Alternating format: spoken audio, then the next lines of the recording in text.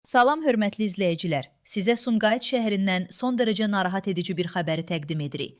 Şəhərdə yerləşən 9 və 11 sayılı yataqxanalarda yaşayış şəraiti artıq insan həyatı üçün real təhlükəyə çevrilib.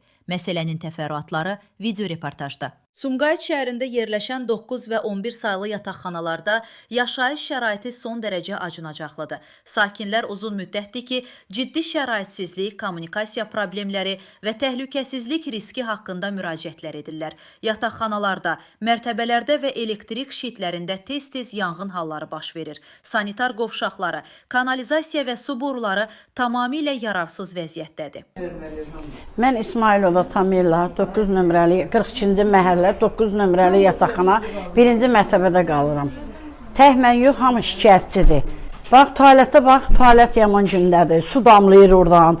Bütün hər yer, yəni pis haldayıq da, yəni.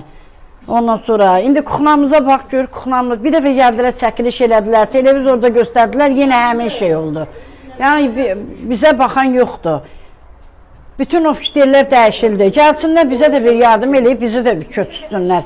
Valla, balkonlarımız yaman gündədir. Aşacaq bir günləri, sonra deyəcəklər ki, camaat qırılıbdır. Amma diri-diri bizi niyə öldürürsünüz? Gəlin bir baxın da. Boruların tutulması səbəbindən su təchizatı və kanalizasiya işlək deyil.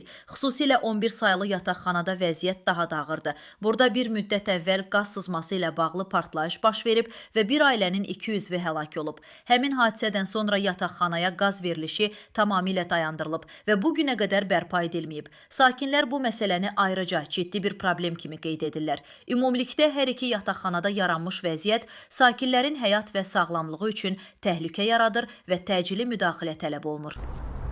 Məmmədova Zöhrə, bu binanın sakiniyəm. 20 ildir burada yaşayıram.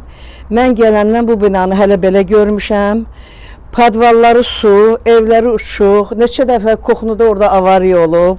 İndi də alışıb yanıb bura, evim az qaldı alışdı yansın, 1-ci mərtəbədə oluram, nəmişlikdən evdə otura bilmirəm. Mən buraya gələndə mənim əlim, ayağım revmatizm xəstəliyi tatmışam. İlin 6 ayını mən müalicələrdə oluram. Bilmirəm, qazandığımı yeməyimi verim, yoxsa ki müalicəmə verim.